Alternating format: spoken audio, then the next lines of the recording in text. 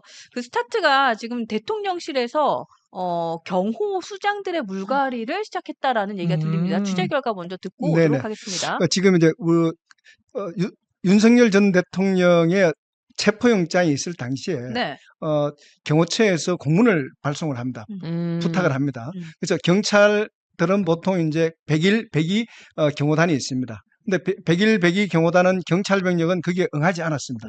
네. 그렇지만 군부대가 있습니다. 우리 이제 서울을 사수하고 있는 수방사하고 군부대 내에서 두 군데의 군인들이 네. 외곽 경비를 하는데 이분들은 참여를 해서 윤석열 한남동 공간 체포영장 저지하는데 힘을 모아줬습니다.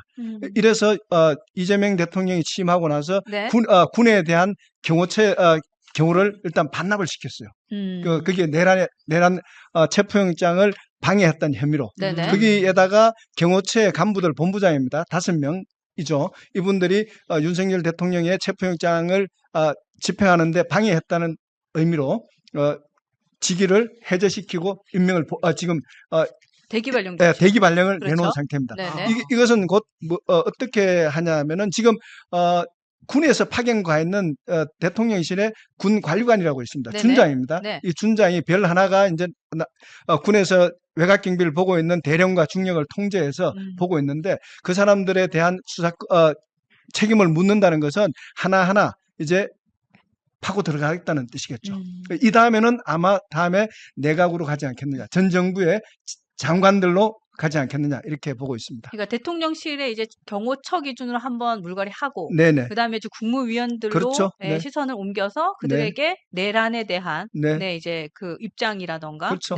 수사로 좀 좁혀갈 네. 것이다. 그리고 좋습니다. 이제 특검이 아마 이제 곧 조만간 출범을 하게 될 겁니다. 그렇죠. 되게 되면 아마 국민의힘에서도 상당한 의원들이 그렇죠. 수사를 회피할 수 없는 상황에 직면할 겁니다. 그래서 더 이제 이재명 대통령은 이제 취임이 되자마자 이제 경호처를 옆에 두지 않고 이제 네. 경찰 병력으로 맞습니다. 주변에 둔 네네. 이유가 저기서 나오는 것 같네요. 네. 네.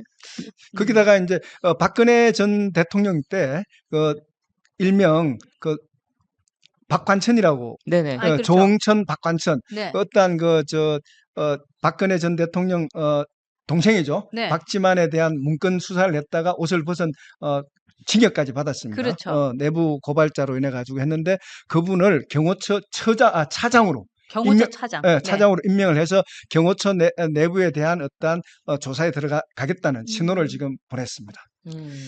이제 시작이 됐다라는 네네. 생각이 드네요. 그리고 그렇죠. 진짜 그 박관천 경호처 차장 임명에 대해서는 네. 사실은 조금 놀랐어요. 네. 이 개혁 의지가 굉장히 강하구나. 네, 라는 맞습니다. 생각을 좀 하게 됐습니다. 뭐 안 그래요. 그래도 뭐 후보 뛰면서 네. 그 대선 중간에서도 보면은 막 방탄유리하고 방탄조끼 입고 그렇게 몸을 사렸는데 지금은 더 사지시겠죠, 아무래도. 그러니까. 예. 그러니까. 근데 어쨌든 근데 그리고 나서 지금 생각해 보면 뭐 지금 그 경호처에 대한 개혁과는 또 다른 얘기로 네. 후보 시절에는 뭐 방탄 유리하고 막 그러니까요. 난리가 났었잖아요. 네네. 근데 지금은 그래도 경호에 대해서 좀 많이 내려놨더라고요. 맞아요. 이재명 시장도 대통령이. 다니고, 그죠? 예, 예. 시장도 다니고 저는 그건 조금 의아했어요. 이거 뭐지?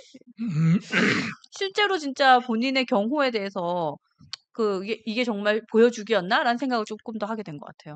이제 경호처에서 집중적으로 사전에 충분히 검열을 할 겁니다. 그래요. 보이지 않게 대통령이 예를 들어가 어떤 회사에 가면 그 주변에 며칠 전에 가서 다 조사를 합니다. 그리고 군인들이 상주도 하고. 네. 그래서 옛날하고는 경호가 전혀 달라지겠죠. 그런 거고 이제 대통령이 됐으니까 네. 대통령을 암살하는 거하고 후보를 암살하는 거하고 전혀 개념이 다를 수밖에 없습니다. 그렇지. 이제 한 나라 대통령을 그렇게 한다는 것은 그건 상상해서도 안 되고 그렇죠. 또 누구든지 일어났어도 안 될 일입니다. 국가적으로 엄청난 손해일 뿐이고 저는 뭐 경호처에 저런 일이 벌어지는 건 너무나 당연하다. 우리가 비상계엄을 통해서 내란당이 만들어지면서 당연히 거기에 대한 책임을 또 조사를 해보는 과정에서 네. 문제가 있다 그러면 해야 됩니다. 음. 그래서 사병이 안 돼야지. 지금 윤석열 대통령이 군인들을 다 감옥 보냈잖아요. 맞아요. 또 이제 맞아요. 경호처 직원들이 이렇게 하면 다 직원들은 다 공직자고 직업 윤리를 가지고 있는데 본인의 잘못된 판단으로 본인의 욕심으로 이래가 얼마나 많은 사람들이 피해를 보고 가정이 파탄 지경에 이르고 주변에 본인 의사와 관계없이 손가락질 당하는 이런 일. 근데 또 시작이죠, 뭐. 네. 예, 예. 경호처까지도 또 맞아요. 시작되는 이게 거예요. 보면은 이 사람이 그렇잖아요. 집단 속에서 뭔가 나 혼자서 다른 목소리 내는 게 네. 굉장히 쉽지가 않아요. 특히나 네. 저런 공직 같은 경우에는 더 그렇잖아요. 그치. 대통령이 대통령인데. 네. 네. 네. 대통령한테 거역하기가 참 쉽진 않았을 진짜요. 텐데 어쨌든 뭐 윤석열 전 대통령은 지금도 거리를 횡보하고 다니는데 네. 예, 이제 시작됐어요. 출몰. 경호처는 이제 시작이 그러니까 됐습니다. 지금 이거를 보면서 네.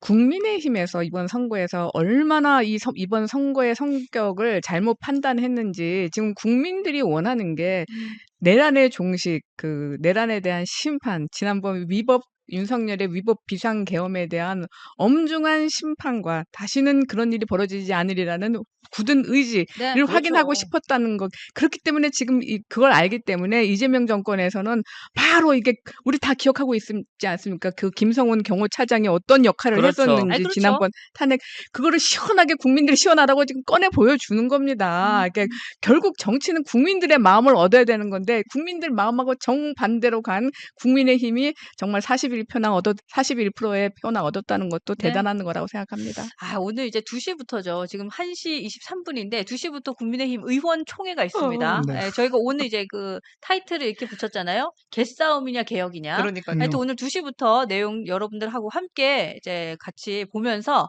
예, 국민의힘의 상황을 계속해서 얘기해 보도록 하겠습니다.